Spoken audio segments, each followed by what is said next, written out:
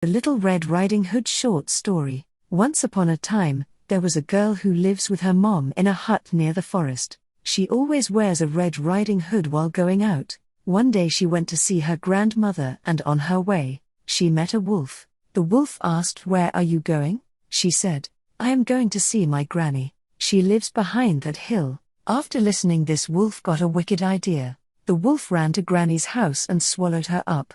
Then he wore Granny's clothes and got into Granny's bed. After some Little Red Riding Hood reached Granny's house, she saw the wolf lying in her Granny's bed. She asked, "Oh Granny, what big eyes you have."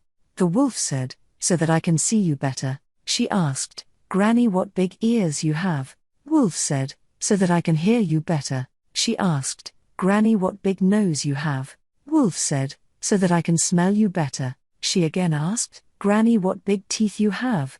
Wolf said, "So that I can eat you better."